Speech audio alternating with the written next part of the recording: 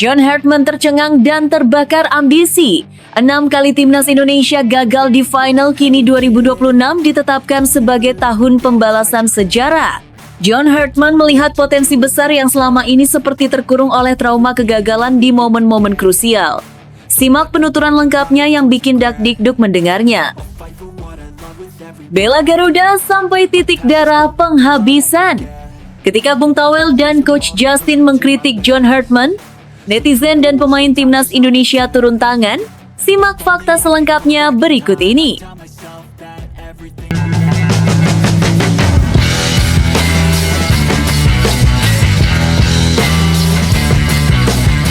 Sebelum kita lanjut ke berita terlengkapnya, alangkah mulianya bagi kalian untuk tekan tombol like, dan yang belum subscribe, tolong subscribe channel ini. John Hartman tercengang dan terbakar ambisi. 6 kali timnas Indonesia gagal di final, kini 2026 ditetapkan sebagai tahun pembalasan sejarah. John Hartman melihat potensi besar yang selama ini seperti terkurung oleh trauma kegagalan di momen-momen krusial. Simak penuturan lengkapnya yang bikin dakdikduk mendengarnya. Ketika John Hartman resmi menangani timnas Indonesia, ia tidak hanya datang membawa papan strategi dan catatan taktik. Ia juga membawa rasa ingin tahu yang besar terhadap sejarah sepak bola negeri ini. Dalam beberapa hari pertamanya, Hartman menghabiskan waktu berjam-jam mempelajari arsip, statistik, dan perjalanan timnas Indonesia di berbagai turnamen, terutama Piala AFF yang kini berganti nama menjadi Piala ASEAN Cup. Dari situlah sebuah fakta pahit menghantamnya. Indonesia sudah 6 kali melaju ke partai final, namun tidak satu pun berakhir dengan gelar juara. Jujur saya terkejut, ungkap Hartman. Ketika sebuah tim bisa masuk final 6 kali, itu berarti kualitasnya ada. Tapi kalau 6 kali pula gagal, itu berarti ada sesuatu yang harus dipecahkan. Bagi Hartman, catatan ini bukan sekedar sejarah, melainkan tantangan besar yang memanggilnya untuk bertindak. Ia melihat potensi besar yang selama ini seperti terkurung oleh trauma kegagalan di momen-momen krusial. Piala ASEAN Cup, menurut Hartman, adalah turnamen dengan nilai emosional yang sangat tinggi di Asia Tenggara. Setiap pertandingan bukan hanya soal 3 poin atau tiket ke babak berikutnya, tetapi tentang gengsi antar bangsa. Di kawasan ini, juara Piala ASEAN Cup akan selalu dikenang sebagai penguasa regional. Itulah sebabnya sejak awal Hartman tidak ragu menyebut satu target utama. Indonesia harus menjadi juara pada edisi 2026. Target itu mungkin terdengar ambisius, bahkan berisiko. Namun Hartman percaya bahwa sebuah tim besar harus berani menetapkan mimpi besar. Baginya, selama ini Indonesia terlalu sering puas dengan status hampir juara. Ia ingin menghapus mentalitas itu dan menggantinya dengan budaya pemenang. Meski begitu, jalan menuju 2026 tidaklah mudah. Waktu yang tersedia sangat terbatas. Sebelum bicara tentang Piala ASEAN Cup, Hartman harus lebih dulu menghadapi ujian terdekat, FIFA Series pada bulan Maret. Turnamen ini akan menjadi panggung pertama di mana ide-ide Hartman benar-benar diuji dalam situasi kompetitif. FIFA Series adalah fondasi, kata Hartman.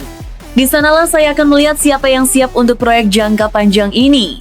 Ia ingin menilai bukan hanya kemampuan teknis pemain, tetapi juga kedisiplinan, mentalitas, dan kecerdasan bermain.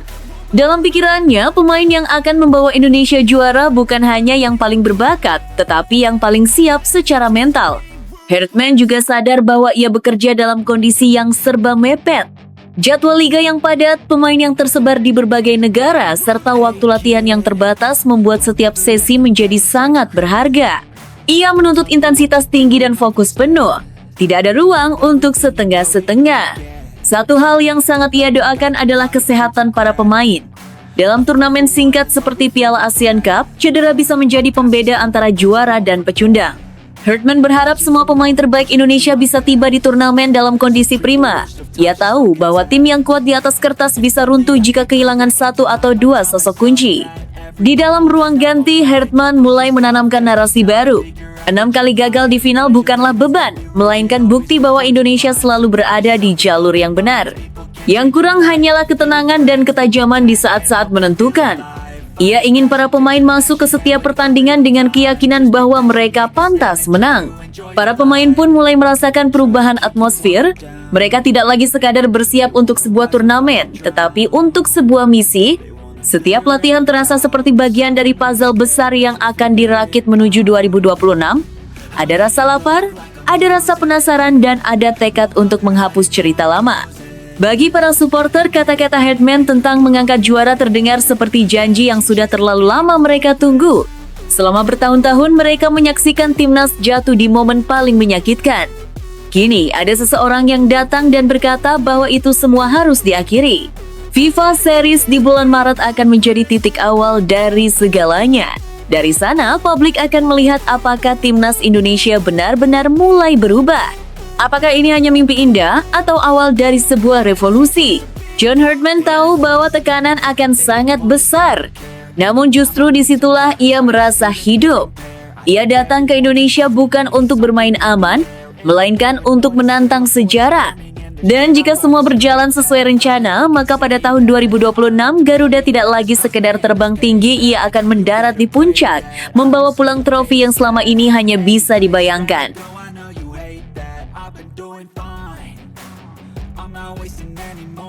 Bela Garuda sampai titik darah penghabisan.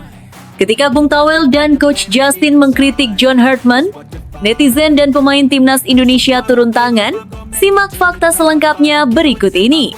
Belum genap 1 musim John Herdman menukangi timnas Indonesia, namun namanya sudah menjadi pusat badai. Bukan karena hasil buruk di lapangan, melainkan karena gelombang kritik tajam dari dua figur publik sepak bola nasional, Bung Towel dan Coach Justin.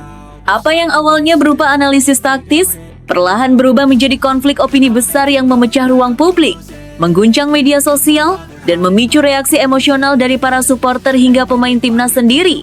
Kritik Bung Towel datang seperti petir di siang bolong.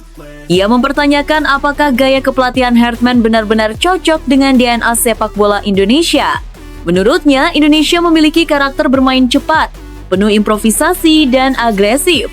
Namun dalam beberapa pertandingan awal di bawah Herdman, Bung Towel melihat permainan yang lebih kaku, terstruktur ketat, dan seolah membatasi kreativitas alami pemain. Coach Justin pun ikut menyiram api. Dalam beberapa pernyataannya, ia menyoroti pemilihan pemain dan sistem permainan yang dianggap belum optimal. Ia mempertanyakan mengapa beberapa pemain yang sedang dalam performa terbaik justru tidak menjadi pilihan utama, sementara pemain lain yang performanya biasa-biasa saja tetap dipercaya. Baginya, ini bukan sekedar soal selera pelatih, tetapi soal efektivitas dan logika sepak bola.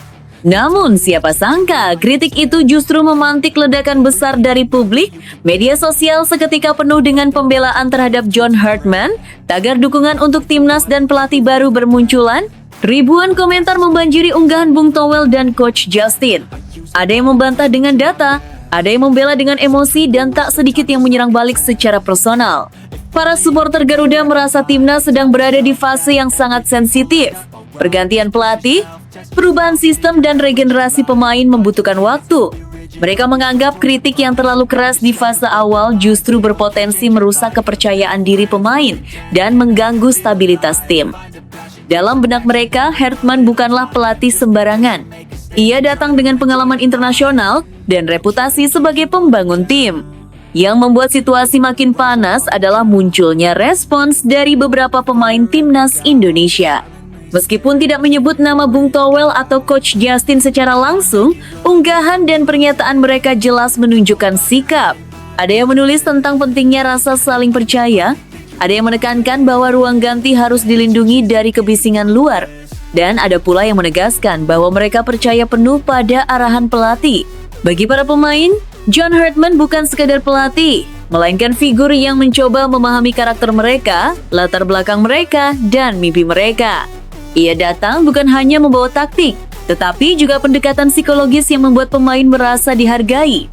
Inilah yang membuat banyak pemain merasa perlu pasang badan ketika pelatih mereka diserang secara terbuka. Di sisi lain, Bung Towel dan Coach Justin tidak merasa sedang menyerang. Mereka menganggap diri mereka sedang menjalankan peran sebagai pengamat yang peduli.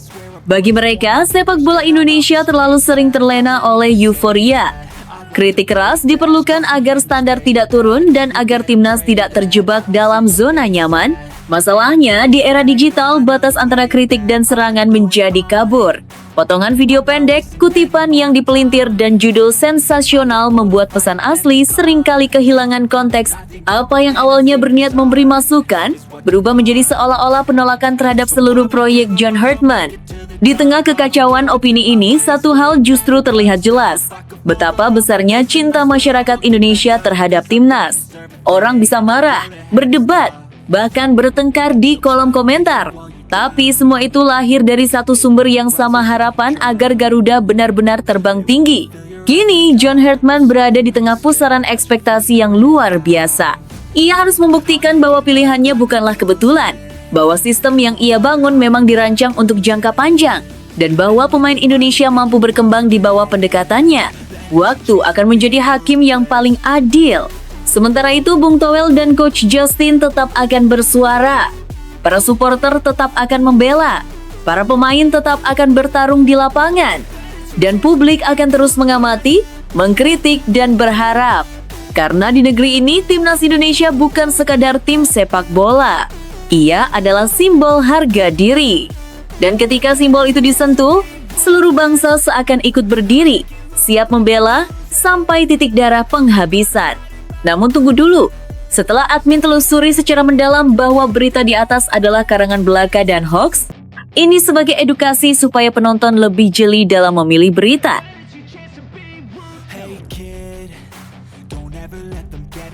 Alhamdulillah, kabar bahagia. Bung Harpa nilai John Hartman punya visi besar untuk masa depan Timnas Indonesia. John Hartman ini sangat menarik. Saya melihat visi dan misinya keren, terstruktur, dan punya arah yang jelas. Bukan sekedar janji, tapi ada konsep bagaimana tim ini mau dibangun, bahkan bisa lebih tinggi dari era Shin Tae-yong jika berjalan dengan baik tanpa ada campur tangan dan gangguan-gangguan pihak lain. Ujar Bung Harpa dalam pandangan luasnya. Penunjukan John Hartman sebagai pelatih baru tim nasional Indonesia terus memantik perhatian publik sepak bola tanah air. Di tengah berbagai reaksi dan ekspektasi yang mengiringi kehadirannya, muncul pandangan optimistis dari pengamat sepak bola nasional Bung Harpa. Ia menilai John Hartman sebagai sosok pelatih yang sangat menarik, dengan visi dan misi yang dinilai jelas serta berpotensi membawa Timnas Indonesia melangkah lebih jauh dibandingkan era-era sebelumnya. Menurut Bung Harpa, daya tarik utama John Hartman terletak pada cara pandangnya dalam membangun tim nasional. Hartman dinilai bukan sekedar pelatih dengan pengalaman internasional, tetapi juga memiliki konsep yang matang mengenai pembangunan tim jangka panjang. Hal inilah yang membuat Bung Harpa optimistis terhadap masa depan Timnas Indonesia di bawah kepemimpinannya. John Hartman ini sangat menarik. Saya melihat visi dan misinya keren, terstruktur, dan punya arah yang jelas. Bukan sekadar janji, tapi ada konsep bagaimana tim ini mau dibangun, ujar Bung Harpa dalam pandangannya. Lebih jauh, Bung Harpa menyebut bahwa jika Hartman diberikan kebebasan bekerja tanpa hambatan, bukan tidak mungkin prestasi yang diraih Timnas Indonesia bisa melampaui capaian pelatih sebelumnya, termasuk Shin Tae-yong.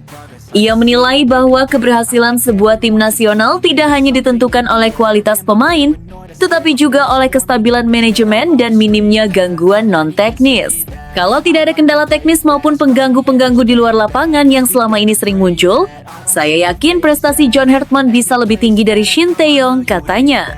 Pernyataan ini tentu menjadi sorotan, mengingat Shin Tae-yong dikenal sebagai pelatih yang membawa perubahan besar bagi Timnas Indonesia, terutama dari sisi mentalitas, fisik, dan keberanian bersaing di level Asia. Namun Bung Harpa menilai bahwa Hartman memiliki keunggulan tersendiri, khususnya dalam hal manajemen tim dan pembangunan kultur yang berkelanjutan. Ia melihat Hartman sebagai pelatih yang memahami pentingnya keseimbangan antara hasil instan dan proses jangka panjang. Hartman dinilai tidak hanya fokus pada satu turnamen, tetapi juga pada pembentukan sistem permainan, kedalaman skuad, serta kesinambungan regenerasi pemain dari level usia muda hingga senior. Dalam pandangan Bung Harpa, hal inilah yang selama ini kerap menjadi titik lemah Timnas Indonesia. Pergantian pelatih yang terlalu cepat, intervensi berlebihan, serta tekanan hasil jangka pendek seringkali menghambat proses pembentukan tim yang solid. Bung Harpa juga membandingkan potensi era John Hartman dengan periode sebelumnya, termasuk saat Timnas Indonesia ditangani Patrick Kluivert. Menurutnya, meskipun Kluivert memiliki nama besar sebagai mantan pemain kelas dunia, hasil yang ditunjukkan belum sepenuhnya sesuai harapan. Saya melihat timnas Indonesia di tangan John Hartman bisa jauh lebih baik dibandingkan saat ditangani Patrick Kluivert. Bukan soal siapa lebih terkenal, tapi soal siapa yang punya konsep dan tahu bagaimana mengelola tim nasional, ungkapnya. Ia menilai Hartman memiliki pemahaman yang lebih realistis tentang tantangan yang dihadapi negara berkembang dalam sepak bola. Mulai dari keterbatasan infrastruktur, kualitas kompetisi domestik, hingga tekanan besar dari publik dan media. Menurut Bung Harpa, Hartman tampak siap menghadapi semua itu dengan pendekatan yang lebih tenang dan sistematis. Optimisme Bung Harpa juga didasarkan pada rekam jejak Hartman dalam membangun tim secara bertahap. Ia dikenal sebagai pelatih yang memberi perhatian pada detail, disiplin, serta komunikasi yang kuat antara pemain dan staf pelatih.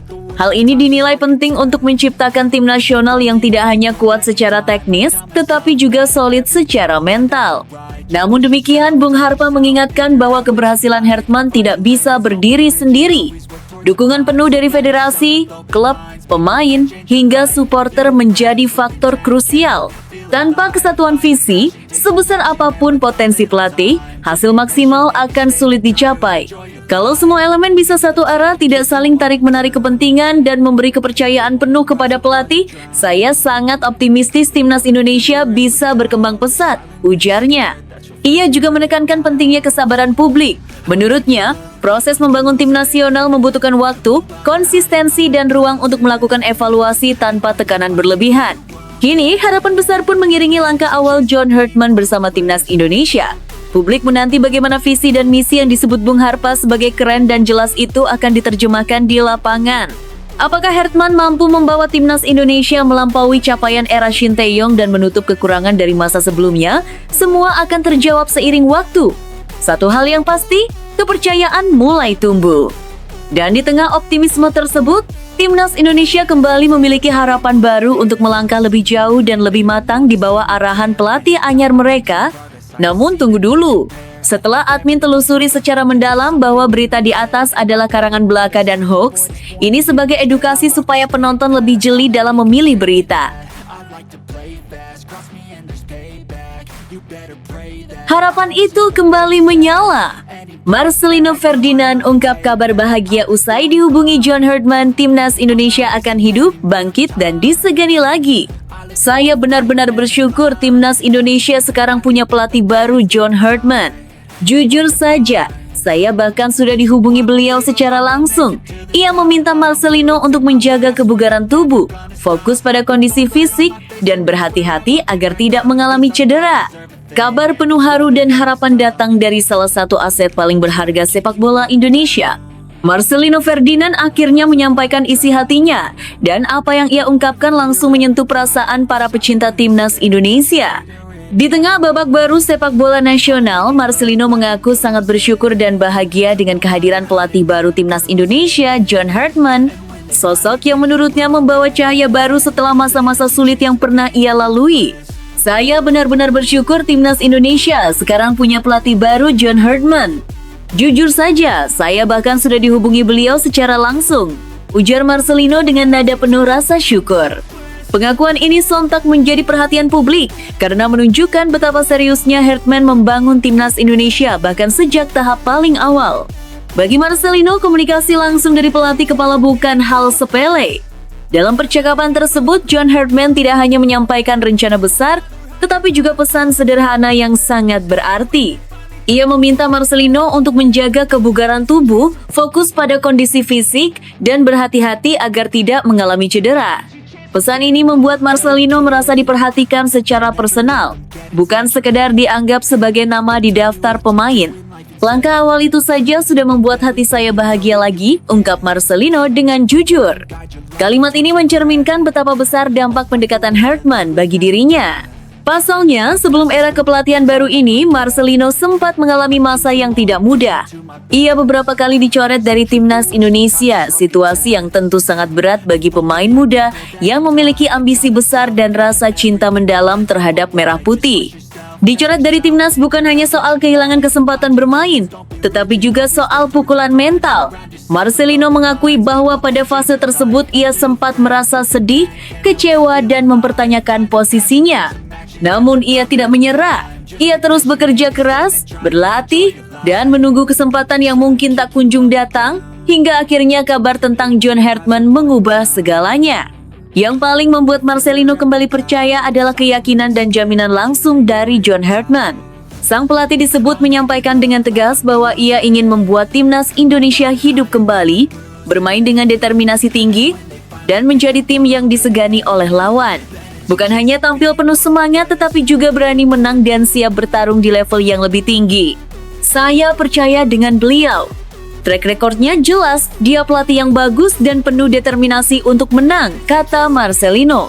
Pernyataan ini menunjukkan bahwa kepercayaan Marcelino bukan sekedar emosional, melainkan juga rasional. John Hartman dikenal sebagai pelatih dengan reputasi kuat, mentalitas juara, serta keberanian membangun tim dengan disiplin dan standar tinggi. Marcelino juga menilai pendekatan Hartman sangat berbeda dibanding sebelumnya. Ia tidak menilai pemain hanya dari satu pertandingan atau satu kesalahan.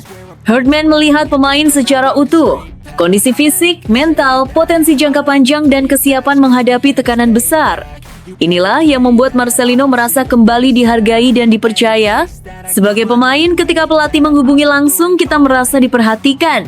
Itu membuat motivasi naik, rasa percaya diri kembali, dan kita ingin membalas kepercayaan itu dengan kerja keras, tutur Marcelino. Baginya, komunikasi terbuka adalah fondasi penting dalam membangun tim yang kuat. Kehadiran John Hartman juga disebut telah mengubah atmosfer di kalangan pemain. Jika sebelumnya ada rasa takut salah, khawatir dicoret, atau bermain dengan beban, kini yang muncul adalah semangat baru, keyakinan, dan rasa lapar untuk membuktikan diri. Marcelino merasa timnas Indonesia sedang bergerak menuju arah yang lebih profesional, terstruktur, dan penuh tujuan. Ia menyadari bahwa perubahan besar tidak bisa terjadi dalam semalam. Namun Marcelino melihat tanda-tanda positif sejak langkah awal. Cara Hartman berbicara, cara ia membangun komunikasi, serta visi besarnya membuat para pemain merasa berada di tangan yang tepat. Marcelino pun berharap masyarakat Indonesia bisa bersabar dan memberikan dukungan penuh. Menurutnya, dukungan supporter adalah kekuatan besar bagi timnas. Kalau semua bersatu, pemain, pelatih, dan supporter, saya yakin timnas Indonesia bisa bangkit dan kembali ditakuti, ujarnya penuh optimisme. Bagi Marcelino Ferdinand, kehadiran John Hartman bukan hanya soal pelatih baru, tetapi soal menghidupkan kembali mimpi yang sempat redup. Mimpi untuk kembali membela timnas dengan bangga, berjuang tanpa ragu, dan membawa Indonesia berdiri sejajar dengan tim-tim kuat lainnya. Kini, harapan itu kembali menyala terang. Dan jika pemain sekelas Marcelino Ferdinand saja sudah merasakan dampak positif bahkan sebelum kompetisi dimulai, maka publik Indonesia punya alasan kuat untuk berharap. Era baru timnas Indonesia benar-benar telah dimulai, era penuh keyakinan, keberanian, dan tekad untuk menang, bukan sekadar berpartisipasi. Namun tunggu dulu, setelah admin telusuri secara mendalam bahwa berita di atas adalah karangan belaka dan hoax. Ini sebagai edukasi supaya penonton lebih jeli dalam memilih berita. Stamford Bridge tak lagi angker. Enzo Maresca kehabisan kata-kata lihat Chelsea kerap kena comeback. Stamford Bridge yang dulu dikenal sebagai benteng kokoh Chelsea kini tak lagi menghadirkan rasa gentar bagi lawan.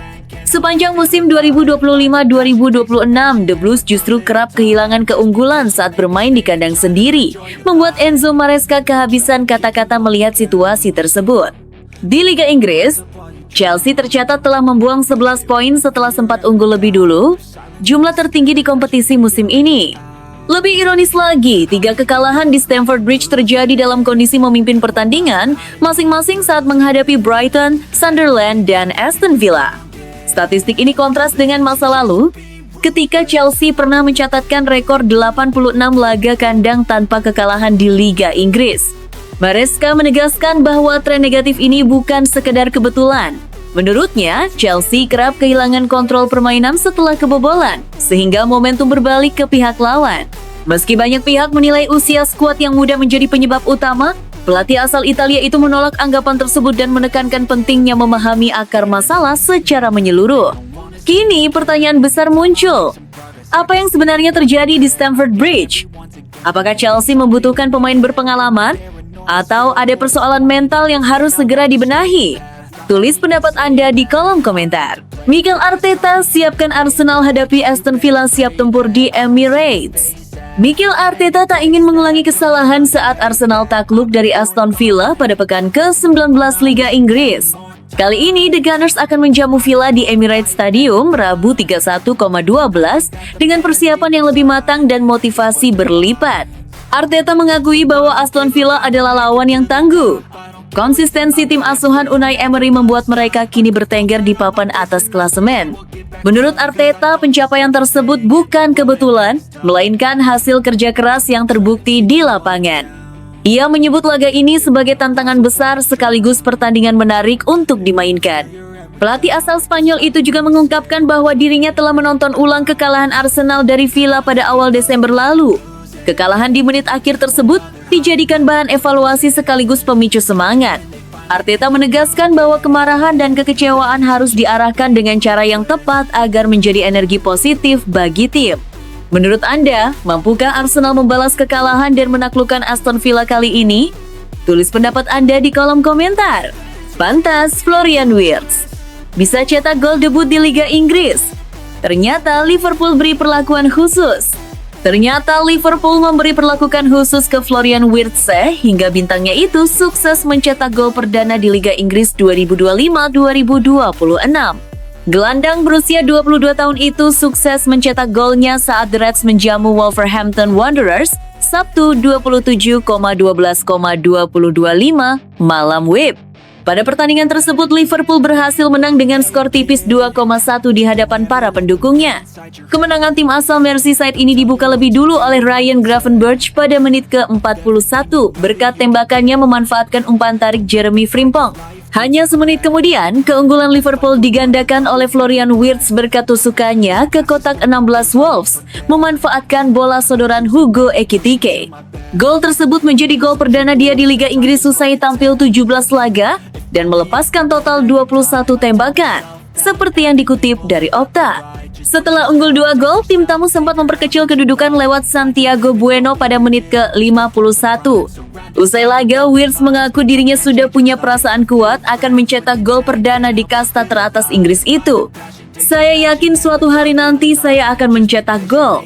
Saya hanya tahu bahwa itu akan datang, ucap Wirtz, disadur dari BBC Sport. Dilansir dari Daily Mail, perlakukan khusus itu adalah program spesial yang datang dari fisioterapis di Anfield Gang, Conal Murta. Disebutkan jika Murta memberi program spesial guna meningkatkan massa otot agar mampu beradaptasi dengan sepak bola Inggris. Program spesial ini dilakukan di gym dan berlangsung intens dalam beberapa pekan terakhir. Dari program spesial itu, pemain termahal kedua sepanjang masa Liverpool tersebut bisa menambah massa ototnya sebesar 2 kg. Tak ayal peningkatan massa otot ini membuat Wirtz bisa melakoni duel-duel dengan lawan di atas lapangan. Terlihat di laga kontra Wolves, ex-pemain Bayer Leverkusen itu tampil lincah dengan melewati lawan dan memberikan operan pendek akurat.